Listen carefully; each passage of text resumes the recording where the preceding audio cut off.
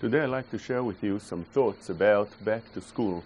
Back to school, some say that is a very tense time, and the pressure is coming at this time that people are going back to school, the children, the parents are also very tense, and even the first days of school are days that one needs to get himself ready because it's a transition from the camp to the school, from the summer into the routine day, and therefore that pressure that builds up could be that we can use that actually for the good.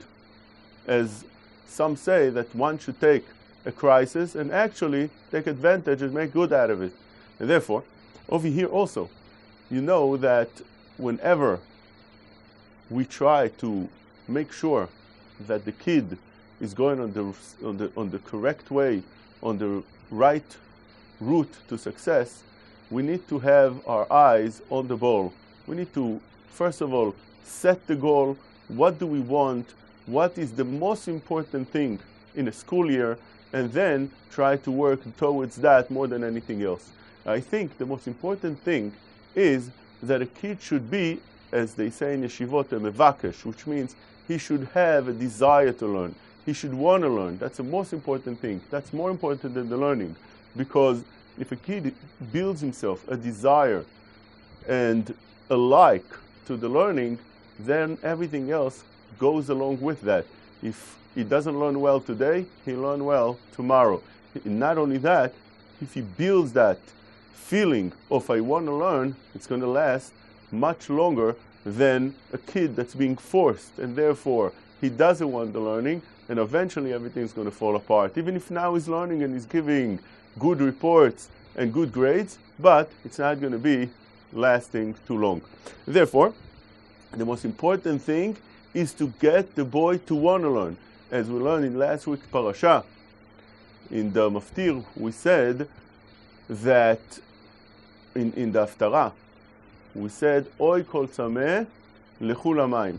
What does it mean, Oy kol tzameh lechul hamayim? Obviously, it's not talking about regular water. A thirsty person should go to the water to drink.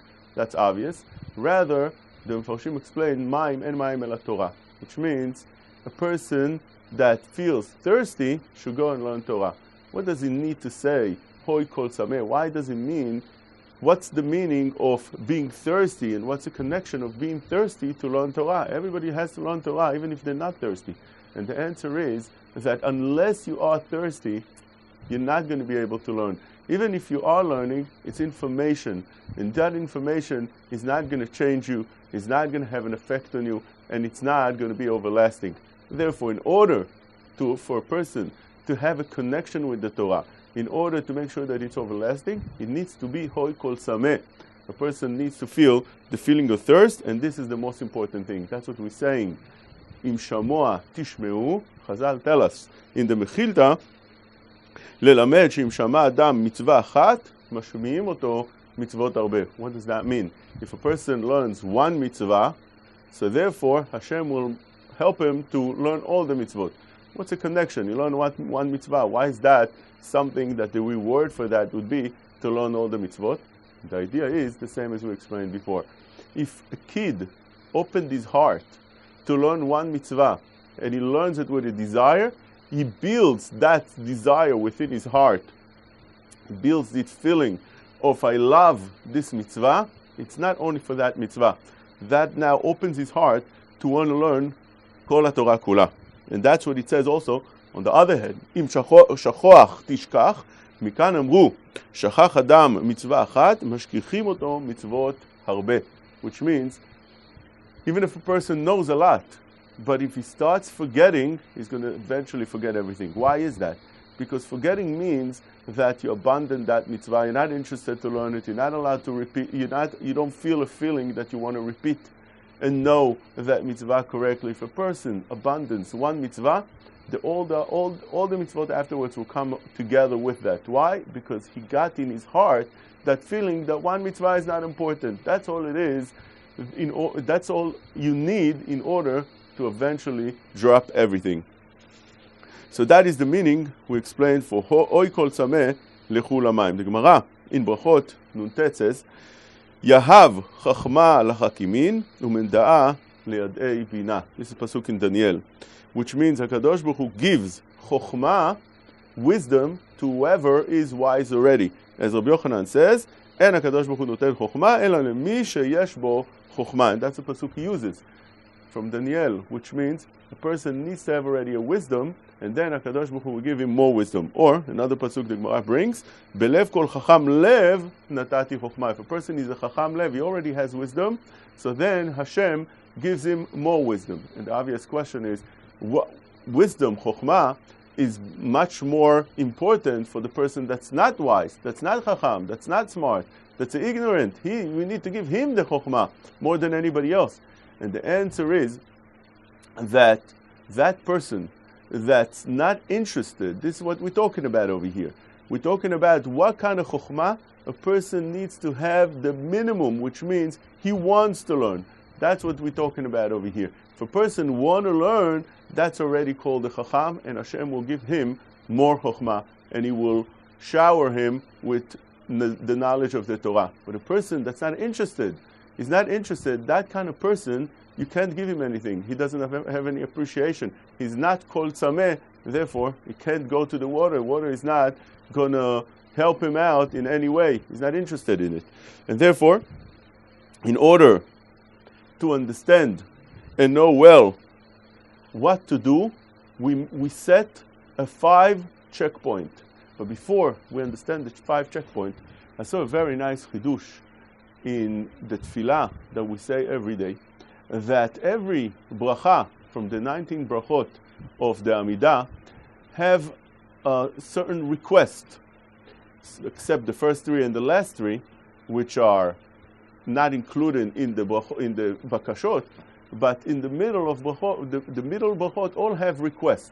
So therefore we ask HaKadosh Baruch Hu, we ask him all kind of requests, like for instance, Re'ena be'onyenu, Refa'enu Hashem v'nerafeh, and so on and so forth. The only bracha that doesn't start this way, rather it starts with a praise to Hashem, Ata chonen la'adam da'at, umlamed le'enosh bina, and then chonenu mi'itcha chokhmah bina v'da'at. Why it doesn't start right away like all the other brachot, all the other bakashot, starts right away with a request?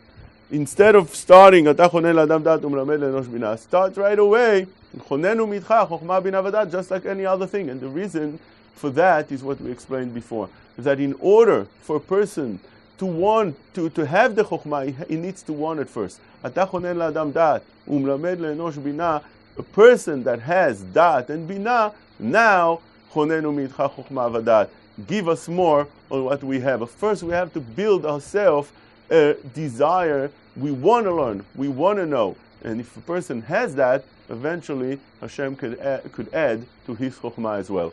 Therefore, on those 5 checkpoints, these are crucial for the success of the student. And this is not only for children, this is also a musal for us as well. And the very first checkpoint is making the learning valuable and important. What does that mean? When the school starts, everybody runs to Office Depot, to Staples, to all kind of places that sell notebook, sells all kind of erasers, pencils, pens, markers, all the things that one needs.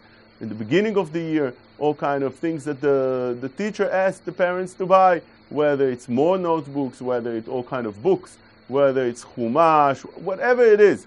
And this is a very hard time for the parents, because going to such a store involves spending a lot of time under pressure. Why is it?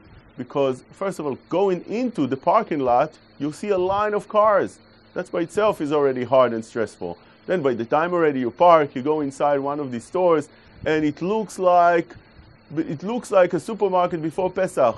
People on top of people. It looks like a hurricane in the place. It's a very stressful time, and therefore, the parents would rather skip the whole event. Today, one could do it very easily. He could go online, order what he wants, the next day it's in his house, puts it in the briefcase, and the kid is ready to go. The truth of the matter is, as we said before, never let a good crisis go to waste. What does that mean? It means that when we actually go ourselves to buy those things for the students, or for our children, we give in them the feeling of, they connected. They chose what they're going to have. They chose the notebook with the right cover. They chose the pencil with the right color. They chose whichever pencil it is that they want to use, whatever eraser with the right shape, and so on and so forth. They get a certain connection with that as well. Not only that, you give them the importance of the things they're buying. Look, this notebook that you're buying, it's not a regular notebook. You're not writing on this science, biology, math only. You're going to have notebooks that you're going to write Divrei Torah. This notebook right now, it's an empty notebook, but eventually it's going to be a chefza of mitzvah. It's going to be a Sefer Torah. It's going to be something that you can't throw it out afterwards in a garbage. You're going to have to take that notebook and put it in gniza if you want to dispose it. This is going to be a davar kadosh. Look at that pencil you're buying. The pencil you're buying is not a regular pencil. It's going to be a pencil to write Divrei Torah, writes the words of Hashem, and so on and so forth. When a kid hears that, although he doesn't understand so much, he hears it. But that gives a certain value and importance in his heart. I'm going to do something important. I'm going to do something that is beyond just buying a pencil and a notebook. And that you can't give a kid when everything comes into the house shipped by the UPS, and all you have to do is put it in his briefcase, in his knapsack, and send him to school the next day. You go to buy a book that the teacher, that the Rabbi asked. It's also a very important thing. You take the kid, you show him, this is what the Rabbi asked. You stand with him, you look at the sefer he asked, you go to the cashier, you pay together. A person sees an effort to that. This concept is not only here. We have that in mitzvot. In mitzvot, we do on every mitzvot, almost every mitzvah requires hachana, preparation. You do the hachana. Sometimes, some of the Mefarshim say that the hachana could be that is greater than the mitzvah itself. We have Sefer Givat HaLevona that says that the hachana for the mitzvah, the preparation for the mitzvah, is greater than the mitzvah. So there is such a concept. What does that mean? It means that when a person needs to buy a lulav, a etrog, there's two ways how to do it. One way is call your rabbi and tell him, look, Rabbi, you're going anyway, right, to buy yourself a etrog and lulav. I need also 4 sets. Do me a favor, get it on the way, whatever it is. Also wrap it for me, tie it up for me, the lulav with whatever it is, and let me know how much it is, and I'll pay you goodbye. The kid hears that, and he hears that lulav and etrog, you need to buy, you need to acquire it, but you don't need to put too much effort and emphasis on it. But when a kid sees his father, picks up himself, makes time in his day, and sometimes it's a long time. It takes half a day to pick and choose the right things. He takes his children. He goes to the marketplace. He goes to 13th Avenue. There's hundreds of people that are selling etrogim and lulavim. He goes from one table to another table. He looks in every lulav with a magnifying glass. He takes the loop, and he looks here, and he looks there, and he's not satisfied. He goes from another table to another table, and he doesn't find what he likes. The kid sees how important it is to have a kosher lulav, how important it is to have a kosher etrog, how mitzvot are so important. A kid gets that engraved in his heart. That's something that's going to be lasting in him forever. He's going to do the same thing when he grows up, and he's going to take his children to see that as well. Even without knowing anything, that's how it is. The importance of the mitzvah is going to be engraved within him, and he's going to do it eventually. That is the same thing with going back to school. Going back to school, our kids are going to be learning now Torah. They're going to be learning other subjects. We want them to succeed. We have to give them the check number 1, and that is the importance of the mitzvah. Check number 2 is the appreciation for the mitzvah. Appreciation for the mitzvah, or for the learning Torah, as we're saying over here, or learning altogether. When a kid goes to school, is from 8:30 or 9 till 4 o'clock sometimes. Sometimes it's even longer than that. A kid stays even longer than that. That's a whole day. That's a full day. It's like a person that goes to work a full day. I don't know how many people could sit in front of professors, in front of a tutor, somebody that's going to teach him from 9 o'clock till 4 o'clock. Yeah, you take breaks in the middle and you go to eat lunch. But it's a very, very hard work. We go to work and we come back 4 o'clock. It's a whole day. We're already tired. We had it. And not only that, the kid comes back home and he has pack of homework. And for all that, we need to give him a feeling of appreciation of what he's doing. He comes back home, instead of saying, oh, you came back home, why don't you go to an after-school program? We'll set you on an after-school program so you can come even back later. You don't disturb the house right now. Instead of that, you show him how important it is what he was doing through the day. Wow, you came back, how was your day? Such a Talmid Chacham, such a beautiful thing. You learned Torah, it's a beautiful thing. How was your day? You give him a good feeling. Who says that? That's Chazal, say that in Brachot. Chazal in Brachot says, Bameh Nashin Zachyan. Everybody knows this Gemara. What is the reason women, mothers, and wives are zocheh? And the answer everybody knows, but we'll give a little bit different twist to it. What it says in the Gemara is, Be'akruye b'nayu leveknishta v'natrin legavrayu adatu mibe rabanan, means to say that they send the kids and the husbands to learn Torah and they wait for them when they come back. Why does a mother needs to wait for her child? Why does a wife needs to wait for her husband? She should have the food ready in the oven, and it's warm, and the house is set and clean, and she should go wherever she needs to go. She goes shopping, she goes to the gym, she goes when she needs to go. Why does she need to wait for them? She doesn't need to wait for them. The kid knows what to do. The husband knows what to do. He comes home, he'll do whatever he needs to do. The answer to this question is because the most important thing is to have the appreciation. A kid comes back home, if he feels his parents are appreciating what he's doing, he's going to keep on doing that very thing. But if he sees that nobody cares, he comes back home. Not only that, they send him to an after-school program. Nobody has time for him. So then eventually, slowly, that's going to break down. And the point number 3 that we need to know and understand is a connection between the Rabbi and the child. The Rabbi and the child, the teacher and the child, the school and the child, the menahel, the principal and the child. There's got to be a connection. That connection is not only good for the learning, it's also the feeling of having somebody who cares about me, who really interested, gives the kid a good feeling forever and ever about his learning. And it's not only for the moment success. And where do we know that? That is actually pasuk in the Torah. It says in the Torah, V'shinantam levanecha. Say Chazal, and Rashi brings it. Shinamtam levanecha. Who's this banecha the Torah is talking about? Elu hatalmidim. This is not talking about teaching your children, because teaching your children, you have another pasuk. V'limatem otam et benechem. Rather, this is talking about teaching your students. And I heard from the Baalei Musar, they asked the question, so if that's so, that this pasuk is really, what the pasuk really means, V'shinantam levanecha elu hatalmidim, it means teach your students. Doesn't mean teach your children. So why is it that the Torah uses such a lashon, V'shinantam levanecha? The Torah should speak straight, V'shinantam letalmidecha. Why does it say V'shinantam levanecha? The answer they gave is a beautiful answer, and that is because every teacher, every Rabbi, every tutor needs to know and feel that the student that's standing in front of him, that's sitting in front of him, is not a stranger. He's just like his child. He's just like banecha. V'shinantam lebanecha. He needs to treat him like his child. He needs to have the feeling that this is just like his child. And this idea is crucial for the child's success or for the student's success. Because if a student understands that the Rebbe really cares about him, he really wants his success. When the Rebbe is angry or when the Rebbe punishes him, he knows that it's not because the Rebbe got frustrated over me, rather because he really cares about me. Once a child knows that the menahel, the yeshiva, the Rebbe cares about him, you have a totally different result. He gets connected, and that connection makes the kid much better student, much more successful.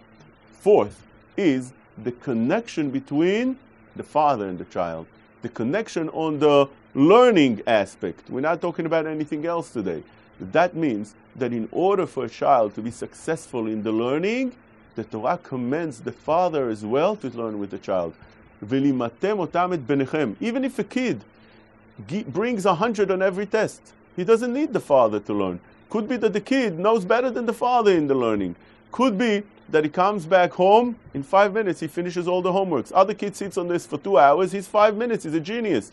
In the school, 100. He doesn't need to work any more than that. But the Torah still says a mitzvah deoraita, a father needs to learn with his child. Why? Is that to advance his learning? That is the connection. The connection between the father and the child is something that's crucial for the child's success. In order for a child to be able to continue and have a good feeling towards his learning, he needs to have that connection with the father.